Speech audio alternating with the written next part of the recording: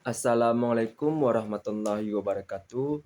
Saya Askolani Winata NIM 21203555 dari PAII semester 3 akan menjawab pertanyaan dari ujian tengah semester pengembangan kurikulum, yaitu dosen pengampunya adalah Ibu Dr. Sito Rahmana MA.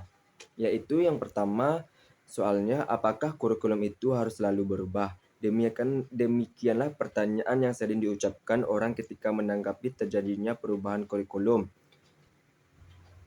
di Indonesia. Jawabannya pun sangat beragam, tergantung pada persepsi dan tingkat pemahaman masing-masing orang. Sepanjang sejarah Indonesia sudah mengalami beberapa kali perubahan kurikulum, sehingga ada kesan bagi masyarakat ganti menteri, ganti kurikulum. Bagaimanakah pandangan saudara mengenai hal ini? Apa dampaknya bagi sistem pembelajaran di sekolah, serta jika saudara diangkat menjadi Menteri Pendidikan di Indonesia, apa gagasan rasional saudara mengenai implementasi kurikulum dalam meningkatkan mutu pendidikan di Indonesia? Baik, saya akan menjawabnya. Jawaban saya yaitu, menurut pandangan saya memang benar, ganti presiden, ganti menteri, dan kurikulum pun berganti yang dari KTSP menjadi K13. Mungkin hal ini terjadi karena para menteri ingin memperbaiki sistem kurikulum pendidikan di Indonesia supaya lebih matang dan efisiensi. Dampak dari hal ini, sistem pembelajaran di sekolah pun harus mengikuti perintah yang tertulis di surat jika kurikulum berganti dan para pendidik bingung bagaimana cara mereka untuk bisa mengikuti sistem pembelajaran di sekolah.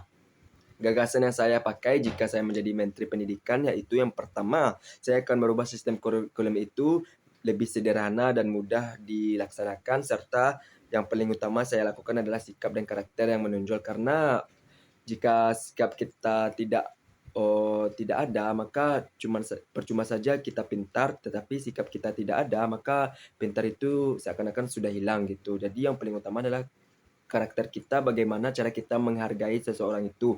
Apakah dia lebih kecil daripada kita, sama besar kita, atau lebih tua daripada kita, sehingga kita lebih mengutamakan sikap dan karakter. Karena kita sebagai para peserta didik atau akan menjadi pendidik, akan lebih melihat karakter kita sebagai siswa, mahasiswa, ataupun para pendidik di sekolah maupun di perkuliahan gitu.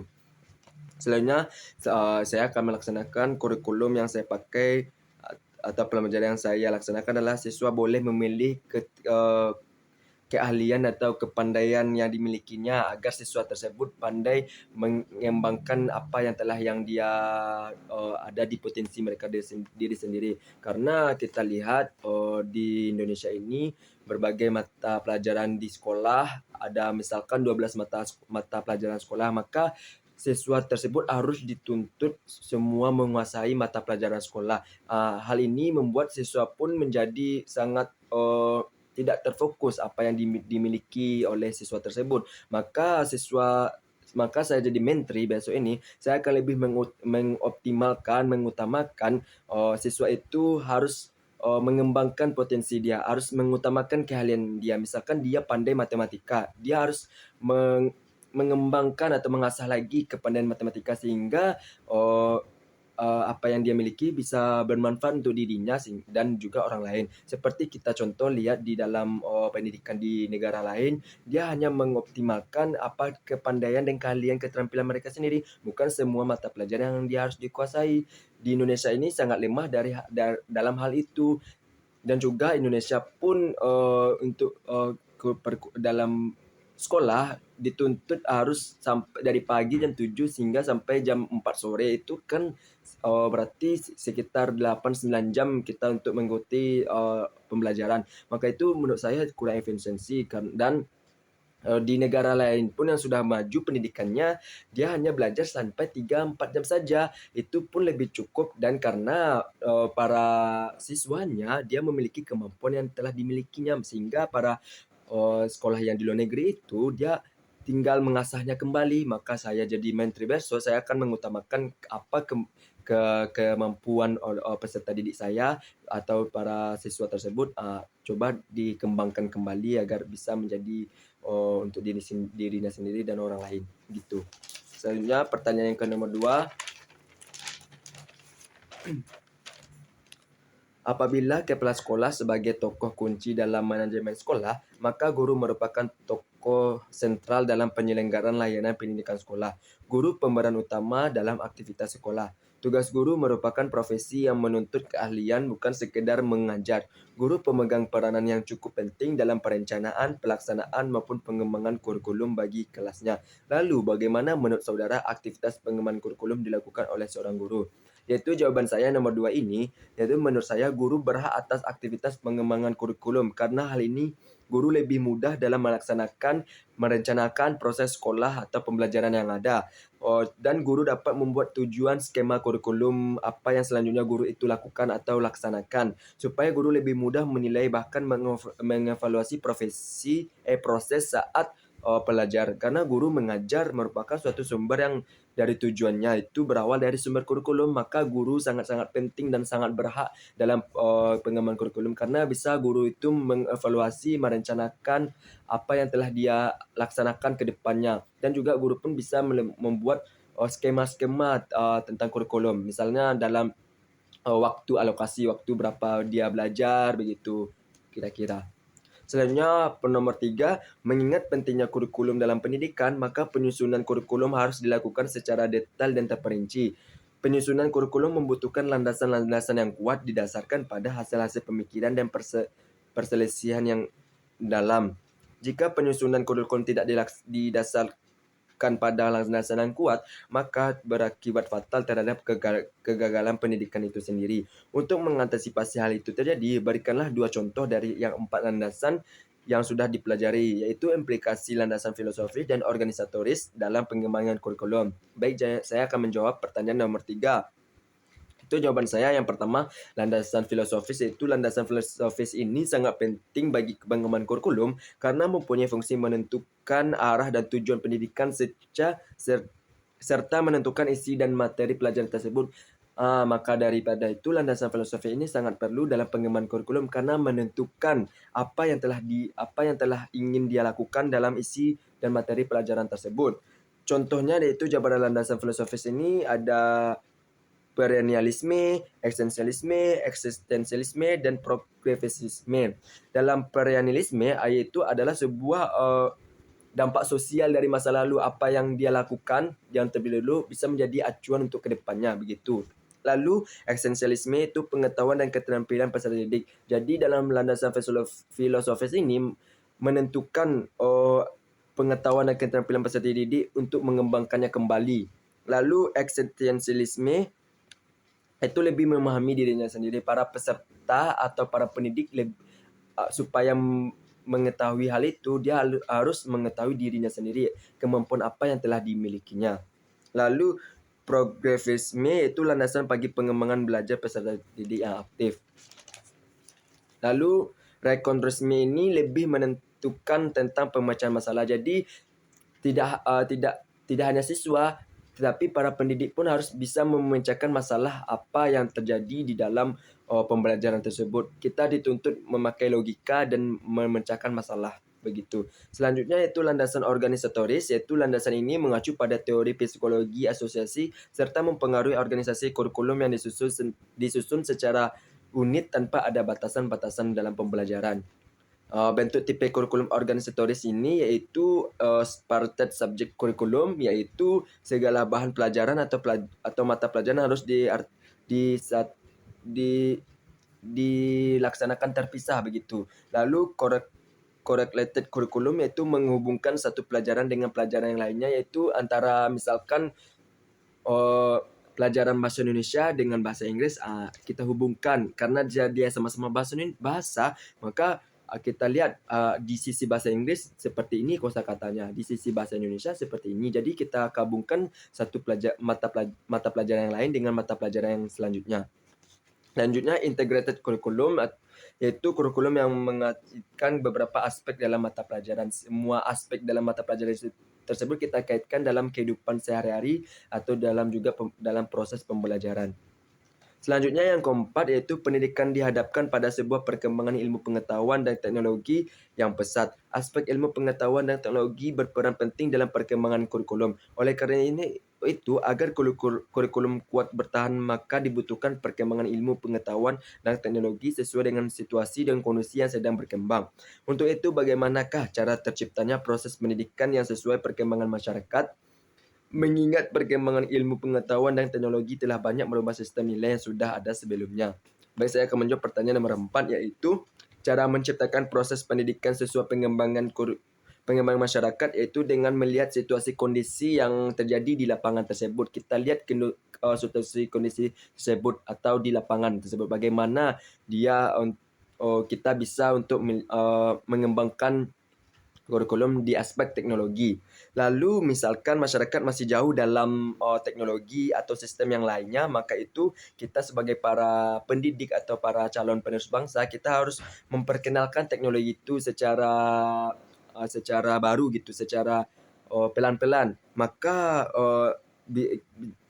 daripada itu kita bisa mengevaluasi apa telah masyarakat laksanakan dalam pembelajaran, dan kita juga harus memperhatikan kebutuhan apa yang ada di dalam masyarakat tersebut. Dalam proses pembelajaran misalnya siswa harus tahu kemampuan dan keterampilan apa yang dia miliki dan kita juga harus tahu apa kebutuhan masyarakat di dalam proses pembelajaran tersebut. Apakah masih ada kekurangan dalam teknologi atau harus diperbaiki teknologinya, begitulah kira-kira. Untuk saat ini, nilai yang sudah berubah itu kita bisa memperbaikinya kembali atau mengelola sistem nilai itu tersebut. Karena teknologi ini semakin canggih, kita walaupun sistem merubah nilai, kita juga bisa mengevaluasi dan memperbaikinya. Walaupun tidak sempurna, setidaknya kita berusaha untuk memperbaiki sistem nilai yang telah berubah tersebut, agar sistem teknologi ini bisa mengembangkan kurikulum yang berjalan sesuai dengan apa yang diharapkan kita selama ini. Selanjutnya nomor 5, yaitu pertanyaannya, kita tahu bahwa perubahan kurikulum dari waktu ke waktu tidak lain adalah untuk mengembangkan kurikulum sesuai dengan yang diharapkan. Namun kenyataannya yang terjadi dalam proses pengembangan tersebut terdapat kendala yang dihadapi dalam proses pengembangan kurikulum. Misalnya permasalahan dari kepala sekolah, guru, masyarakat, birokrasi, bahkan biaya. Apa sebenarnya yang menjadi permasalahan dalam pengembangan kurikulum yang disebutkan tadi? Apa solusi yang bisa diberikan dalam menangani masalah tersebut? Karena proses pengembangan kurikulum tidak pernah berakhir. Baiklah, saya akan menjawab pertanyaan dari nomor 5, yaitu sebenarnya dalam permasalahan ini semuanya masuk dalam kategori permasalahan pengembangan kurikulum, yaitu kepala sekolah, guru, masyarakat, birokrasi, dan biaya. Tetapi yang lebih utamanya yaitu dari birokrasi dan masyarakat itu sendiri. Kenapa demikian? Karena masyarakat adalah tujuan utama dari pengembangan kurikulum. Sangat dibutuhkan dari masyarakat, dukungan sokongan dari masyarakat tersebut. Maka masyarakat pun bisa untuk membiayai atau memberikan umpan balik kepada pengembangan kurikulum ini, agar kurikulum ini berjalan dengan sesuai dengan apa yang diharapkan.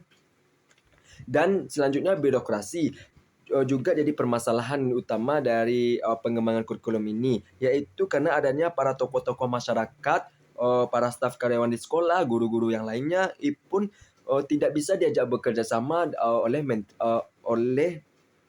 apa yang telah dibuat oleh Kementerian Pendidikan tersebut. Misalnya Kemendikbud membuat peraturan atau buat kurikulum seperti ini. Tetapi banyak juga di lapangan tersebut seperti kepala sekolah, guru, staf karyawan lainnya lebih kayak tidak mengindahkan apa yang telah dibuat oleh Mendikbud tersebut. Jadi permasalahannya di sini birokrasi dan masyarakat gitu. Solusi yang terbaik adalah kita harus tegas dalam melaksanakan pendidikan, karena kebijaksanaan dari dalam dan luar sangat dibutuhkan. Yang di dalam yaitu kita sendiri, para guru sekolah, dan dari luar pun masyarakat, misalnya gitu, tokoh-tokoh yang ada dalam lingkungan tersebut. Serta kita juga harus tahu program pendidikan apa yang kita buat harus diperhatikan sesuai kebutuhan peserta didik dan menyusun rencana jangka panjang dalam aspek kurikulum. Selanjutnya yang keenam, yaitu soal terakhir. Pertanyaannya, salah satu kebijakan Departemen Agama terhadap madrasah yang cukup mendasar adalah dibuatnya surat kesepakatan bersama SKB 3 Menteri, yaitu Menteri Pendidikan dan Kebudayaan, Menteri Dalam Negeri, dan Menteri Agama tentang peningkatan mutu pendidikan pada madrasah pada tahun 1975. Berikan contoh implementasi SKB 3 Menteri ini pada pengembangan kurikulum madrasah. Substansinya dan sasarannya apa, serta dampak dari SKB 3 Menteri ini dalam pendidikan agama Islam. Baiklah, sebenarnya ada 3 aspek, yaitu aspek lembaga, aspek kurikulum, serta aspek masyarakat. Dalam aspek lembaga ini, SKB 3 Menteri mengatakan semua lembaga madrasah sama dengan lembaga sekolah lainnya. Maka daripada itu dikeluarkan SKB 3 Menteri agar tidak terjadinya gangguan gitu, tidak terjadinya salah pahaman. Dulu sekolah umum yang disanjung tinggi, tapi untuk saat ini SKB 3 Menteri mengeluarkan bahwa lembaga pendidikan madrasah sama sederajat dengan sekolah-sekolah umum lainnya. Lalu untuk landasan implikasi pada kurikulum, yaitu dari segi aspek kurikulumnya, perbandingan mata pelajaran 70% dari mata pelajaran umum dan 30% untuk mata pelajaran agama. Hal ini mengakibatkan siswa madrasah lebih harus memperbaiki pendidikan yang dalam konteks ilmu pengetahuan umum. Jadi para madrasah tidak hanya memiliki kemampuan ilmu agama saja, tetapi para madrasah pun dituntut harus mengetahui pengetahuan ilmu, contohnya apa sejarah di Indonesia, misalkan di dunia. Jadi dituntut harus memahami ilmu pengetahuan secara umum. Makanya aspek kurikulum ini 70% ilmu pengetahuan umum, 30% dari ilmu pengetahuan agama, dan serta komposisi kurikulum madrasah harus sama dengan kurikulum yang bukan madrasah. Substansi dari sasarannya yaitu agar sekolah madrasah memperoleh posisi yang sama dengan sekolah-sekolah lainnya, serta SKB ini juga menentukan jenjang sekolah madrasah, misalkan dari SD, madrasah ibtidaiyah, MTSN atau SMP tingkat umumnya, madrasah tsanawiyah, dan SMA atau SMK dari umum, yaitu di madrasah, yaitu madrasah aliyah gitu. Dampaknya dalam PAI ini lebih mudah mengajak proses pembelajaran di sekolah umum dan mempunyai nilai lebih karena menguasai materi pelajaran PAI, serta lulusan madrasah bisa juga melanjutkan ke sekolah umum. Contohnya dari madrasah ibtidaiyah SD bisa melanjutkan ke sekolah umum SMP gitu. Bisa juga yang dari alumni MTS madrasah tsanawiyah, dia juga bisa melanjutkan ke SMA atau SMK atau MA gitu. Jadi ini sederajat semuanya, makanya dikeluarkan SKB 3 Menteri ini supaya tidak adanya pilih kasih gitu dalam bahasa kita ya, pilih kasih antara madrasah serta sekolah umum. Untuk sekolah umum pun boleh juga melanjutkan ke sekolah madrasah gitu. Misalkan saya ini dari sekolah umum berasal, tapi saya berkuliah di Institut Agama Islam Negeri, salah satu di Sumatera Barat. Jadi agar tidak ada kesalahpahaman, tidak ada perselisihan, makanya SKB 3 Menteri ini membuat madrasah, sekolah-sekolah madrasah itu sama tingkatnya dengan sekolah-sekolah umum. Itu saja yang dapat saya sampaikan dan menjawab pertanyaan dari soal ujian tengah semester pengembangan kurikulum. Mohon maaf jika ada kekurangan. Wabillahi taufik wal hidayah. Wassalamualaikum warahmatullahi wabarakatuh.